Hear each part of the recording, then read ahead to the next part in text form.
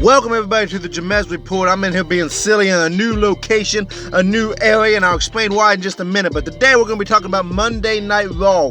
What happened? We're going to be talking about Raw Underground. We'll be talking about what happened with Randy Orton and Ric Flair. We're going to be talking about did Asuka go on to beat Bayley to challenge Sasha at SummerSlam. All that and more coming up here on the Jamez Report. I want to thank everybody for tuning in.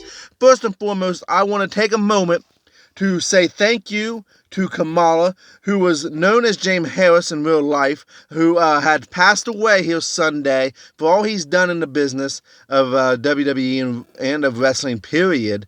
He was around during the golden years. He faced off against Hulk Hogan, Andre the Giant, and then some. Those you older generations, you probably know who he is, and you true blue wrestling fans all the way through know who Kamala is. I actually appreciated what Kamala brought to the table. You think of The Undertaker, how far he took his character. Kamala was the only person in the world that could have played Kamala. And if you haven't seen any of his matches, please go on the WWE Network, look them up on YouTube. One of his most recent matches that I remember is him against Randy Orton, when Randy Orton did the Legend Killer persona back in the day, and he went against the Ugandan Giant. And I'm going to tell you right now, it's a match that you need to go see. It's underrated. It's not no barn burner by any means, but it definitely showed some good moves set from both men at that point in time. So that all being said, you might be wondering, Jamez, where is your headset? Well, I got a new microphone over the weekend. I'm testing it out right now. Why are you not outside like normal? Well, because this microphone picks up everything, and I mean everything, ladies and gentlemen. The birds were chirping, the crickets were cricketing, you can hear everything, and I figured, you probably didn't want to hear all that. Here, you're coming to listen to wrestling talk. You're not coming to listen to the birds chirping and the crickets cricketing. And quite frankly, it was disrespectful. You think they would respect the boy out here when he's trying to get this report out. Now, I am working on a podcast area, and soon, rather than later, it will be set up. I promise you that. Winter is coming here where I live, and when it gets here, I need a nice place to set up, but I'm not going to keep you waiting anymore. Let's talk Asuka and Bayley. Last week, it was set up that by Sasha Banks that if Asuka was able to beat Bayley this week, then she would get a championship match against the Raw Women's Championship against Sasha Banks at SummerSlam. Bayley wasn't too thrilled about this by any means. This whole storyline has been set up because Asuka wants to get revenge for Kairi Sane, who they just announced that her career was ended based on the injuries that she received by Bayley 2 weeks ago. This was a very good match. It really showed why I want to see Bayley and Asuka go at it again, and I wanted to see them at SummerSlam. Asuka would go on to win this match. I want to take a shout out to Bayley because there was some technical wrestling going on in there, and I knew Bayley is a very talented young lady, but to see what she was able to do technically, my goodness, was it impressive. Honestly, it was impressive. It's something I want to see again. It's something, like I said, I wanted to see at SummerSlam. And I'm going to tell you right now, Sasha Banks better be ready for the match that's coming her way, because no one's ready for Asuka. Bayley showed that because she would end up getting tapped out by Asuka, and Sasha was obviously upset. Like I said, I still wanted to see this Asuka bout. Let me throw a scenario out there to you. Okay? One, Bayley's the reason why Kairi Sane got injured, storyline based. Bayley's the one that took out Kairi Sane. So why is Asuka going after Sasha Banks, who had nothing in on the injury of Kairi Sane? So the grudge match would have been there. Had them faced off at SummerSlam for Bayley's championship, who, by the way, has faced down everybody on SmackDown, so there's no one left really besides Sasha to come after the belt, which is why Stephanie McMahon came out and said that there will be a women's battle royal to see who will face Bayley for the SmackDown Women's Championship. And there's a lot of legends coming out. Mickie James returned, saying she's going to come back. Natalya has came back with Lana, and they're dressed in the same, like identical twins. That all being said, what if Asuka would have lost this match? Okay, let's go down this road. Asuka loses this match, right? Now hear me out. Goes on to enter into the Battle Royal. Wins the Battle Royal. Wins the right to go against Bayley at SummerSlam. Could be a no-hold-barred match, whatever match it wants to be. She would want to make it. Goes on and beats Bayley for the SmackDown Championship. Takes away the most precious thing to Bayley, just like Bayley took away one of the most precious friendships to Asuka. Just an idea. What if, let's just hear me out, a legend returns, wins the Battle Royal, someone like Trish Stratus. We've seen Mickie James come back. Someone that you wouldn't expect, the Beth Phoenix, comes back and wins this thing. And now Bayley's going against a legend at SummerSlam. It's a big draw. People's going to want to see it, no matter who it is. If it's a veteran lady coming back to win, who, by the way, has not won a Battle Royal, any of the veterans have not won a Battle Royal, it would bring something to the table. It would talk about, because Bayley's talking about how great she is. So why not let her go against a veteran, a legend in the wrestling industry at SummerSlam? She could win, she could lose. It could go either way. Her losing would be a surprise, but a welcomed one, if you ask me. That being said, Apollo Crews, we've seen something from him. I've seen something from Apollo Crews I have not seen. And that was a fire, ladies and gentlemen. The kid had a fire when he was talking to MVP. Usually, you know how Apollo Crews is. He's happy-go-lucky. Nothing ever bothers him. He shoots for the stars. No matter what's going on in his life, he always seems to have an answer. He always seems to be upbeat. Well, this time we've seen him get angry. Well, this time we've seen him get this fire underneath his skin or whatever towards MVP. This is great. I want to see more of this. I'm not going to dwell on this, but I'm going to tell you right now, Apollo Crews needs to keep this fire up. I think WWE's finally found something that he can do. He's a champion. He's the United States champion. I prefer Mr. MVP Baller over him, but I'll take what I can get. I like Apollo Crews. I know a lot of people are hating on MVP, but I'm telling you right now, MVP's good at what he does, and that's talking on the mic and making you hate him because of his cocky, arrogant attitude. And look, he's the first to admit that he's gotten older, so yeah, his in-ring ability is not what it used to be. Now, Seth Rollins and Dominic Mysterio. Boy, this segment was more to it than what I think a lot of people understand. Samoa Joe was in the ring for the contract signing. Dominic had to sign 2 contracts, one for the match and one to become an official WWE superstar, which is what Rey Mysterio was pushing for to happen behind the scenes. Dominic's getting his wish. He's going to be a WWE superstar. It was halfway decent promo by him. He definitely has some room to grow, just like anybody. He's probably going to get some heat for not going through the Performance Center. Not going through NXT. I think that maybe he will drop down to NXT after this match with Rollins is over. I think that would be the wise thing to do.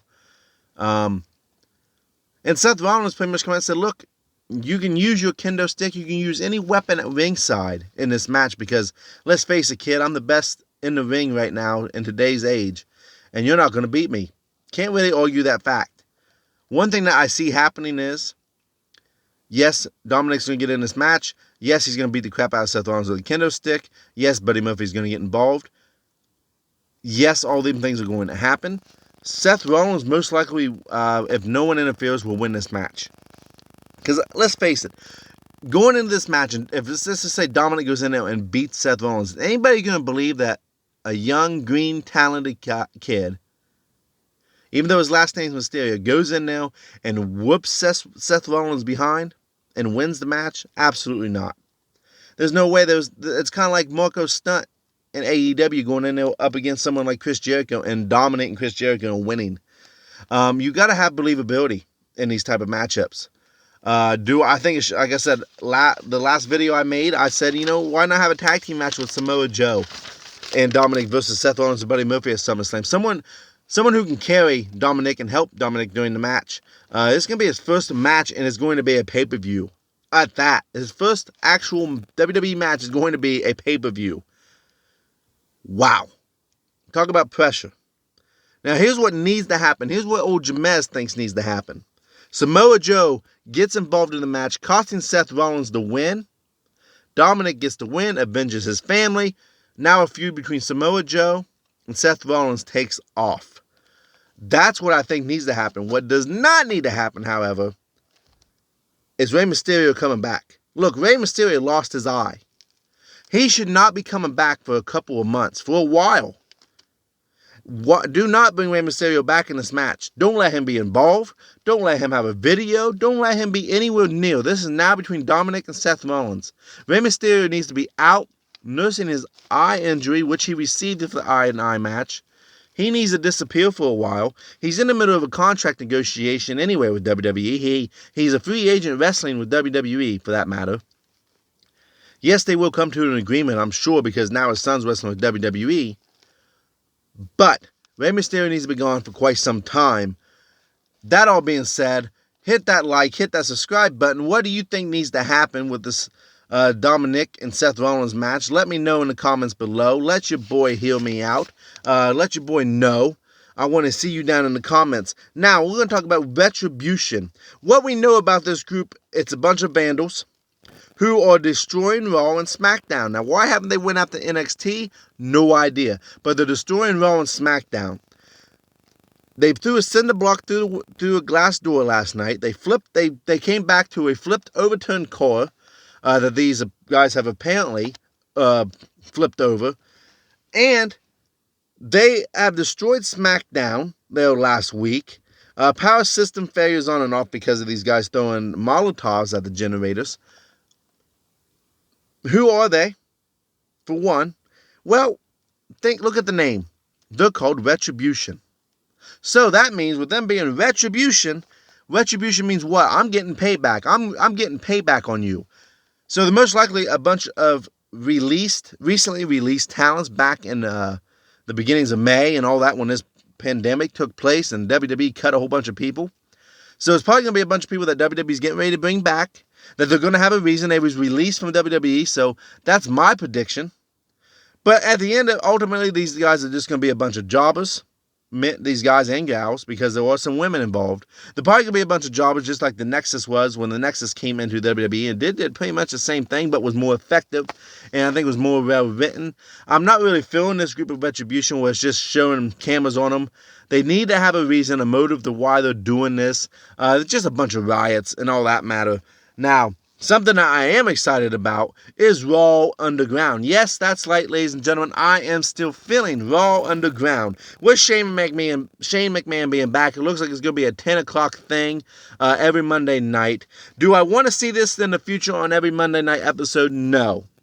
What I want to see is what I predicted, what I said in my last video. I don't want to see an invasion angle, which I think will end up getting led to, especially during Survivor Series. What I want to see, however, is I want to see this being on the WWE Network either an hour before Raw or an hour after Raw, where you can settle your differences inside this squared mat platform surface. And I've seen some comments. I'm reading, these people getting online saying, oh, this is a knockoff of MMA. This is not a knockoff MMA. This is not MMA. These guys are not MMA fighters. They're not fighting for an MMA title. They're not in the UFC. They're not in anything like that. They're not in Bellator. This is WWE, and they're pretty much, I want you to get in the mindset of Bloodsport, Kickboxer, some Jean-Claude Van Damme movies. Never Back Down, one of the more recent ones, where it's underground type fighting, where the cops could bust in and shut this thing down at any minute. Fight Club is a good thing that's being compared to. That's kind of what it kind of sets your mindset into. I'm digging it. I like what they're doing. It's not MMA knockoff.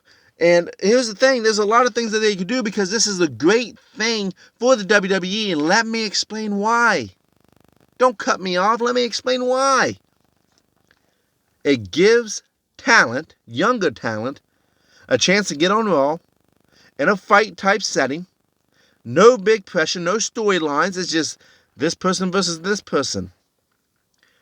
It gives the talent that's not being used for pay-per-view purposes, people like Shayna Baszler, who did appear last night and dominated 3 other gals.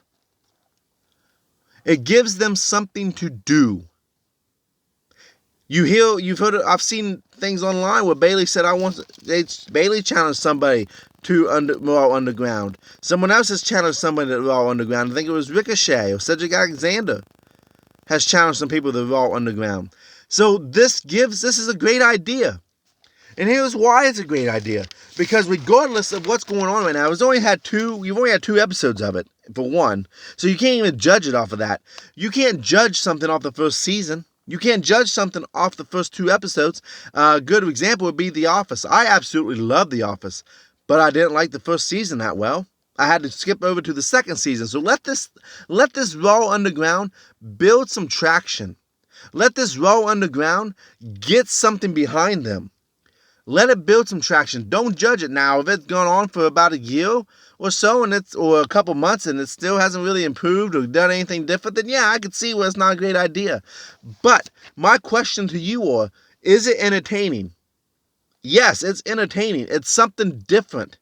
That answers the next question. Is it something new? Are they taking the chance on something? Yes, they are. It absolutely is. It's taking a chance. WWE, Vince McMahon, Shane McMahon, they're taking a chance on this, saying, look, we need to do something different because we ain't got no live audience. We ain't got nothing. So, in that live audience that they have at Raw Underground, they're excited. They're cheering. They're painting on the mat.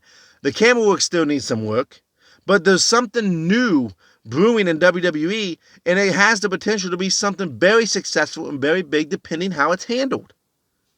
My next question is this. Would people be more accepting of it and be more into it if it was an AEW product? I don't know, but I would say yeah.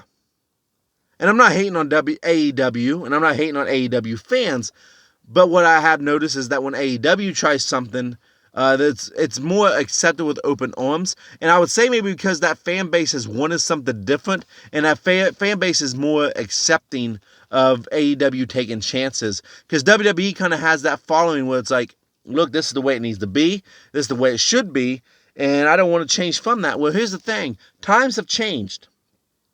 Things are different now.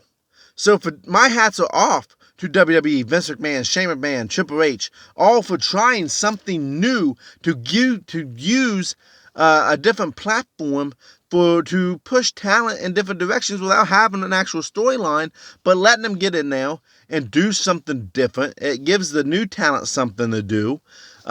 So yeah, I think it's a great idea. And I hope it really works out. I really do. On to things working out. Boy, oh boy. Did you guys see the Randy Orton Kevin Owens match? I could watch them two go have a match every single week almost. Because they understand their craft, they understand their characters, and they understand how to tell a story. I know I say it a lot. Tell the story, tell the story, tell the story. But they get it. They understand it.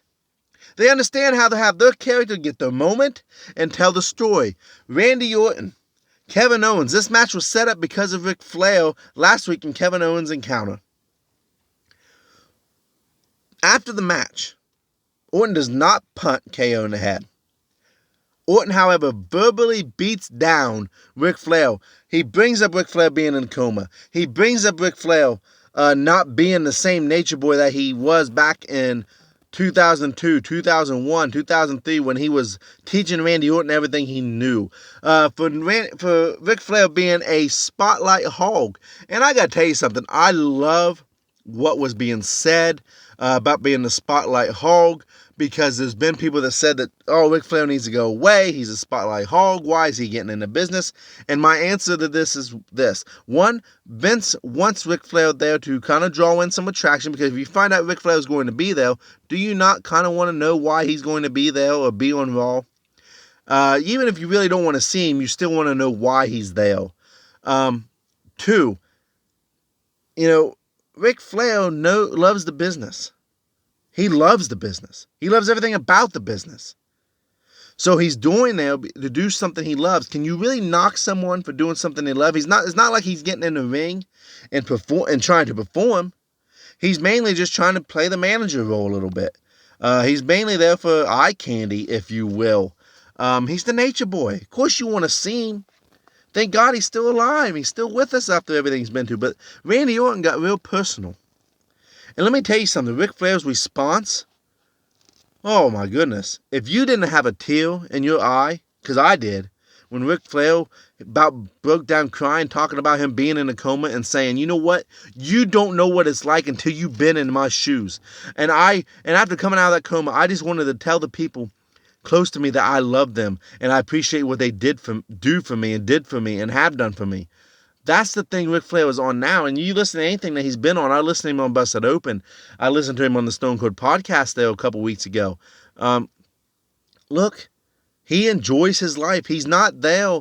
And he says, yeah, you're right. I am kind of a spotlight hog. I want to be in the spotlight with you. And I want to be there for you. I want to see you break my world record championship of 16 times to go on to 17 and break my record. Not John Cena, but you. He's pretty much saying, Orton, I want to be there for you. And I'm going to tell you right now,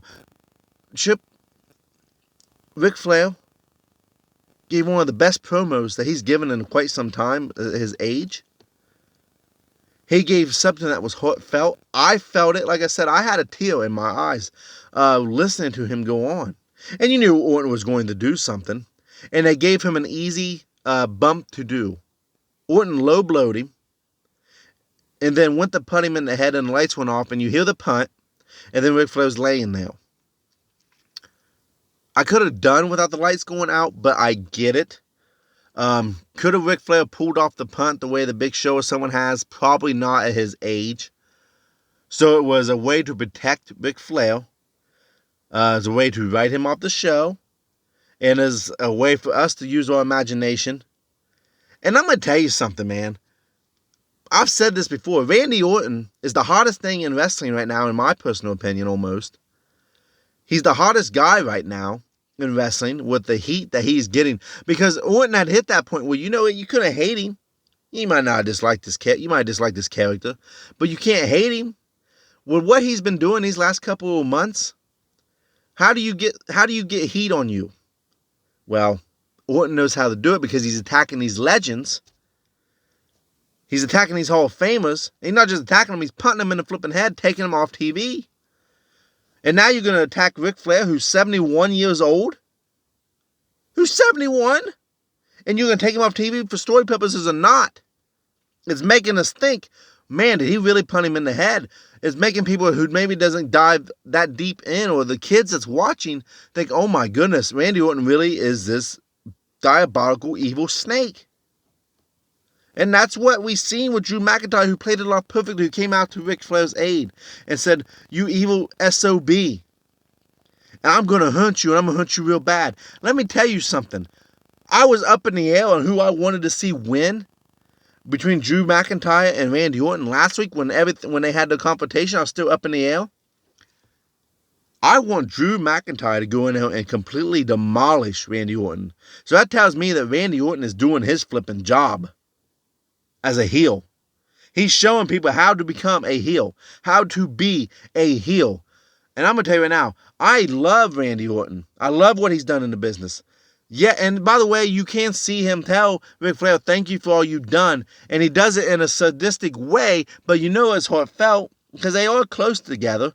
But he did it in a sadistic way where it's like, oh my goodness, he's really lost his mind. Like Ric Flair sacrificed himself to Randy Orton. So that's what's going on right now. I'm going to make a special video because I know I was gone all last week. I made one video last week and I apologize. Stuff came up. I'm going to try and make a special video. But before I tune off, tell me what you think needs to happen with the Randy Orton Drew McIntyre storyline. Tell me what you thought of Monday Night Raw. Tell me what you think of Monday Night Raw Underground. And as always, hit that like and hit that subscribe button. That way you always get up-to-date videos of what I'm doing here at the Jamez Report. And never, ever, ever miss the opportunity to get to interact with me, see what I got to say, and tell me what you guys think as well. That all being said, I want to thank you all for tuning in. I want to thank you all for coming in and tuning in to the Jamez Report. I promise I'm setting up a new area. Stay tuned, stay healthy, and I'll be back with you Thursday evening after NXT and AEW. Thank you all for tuning in.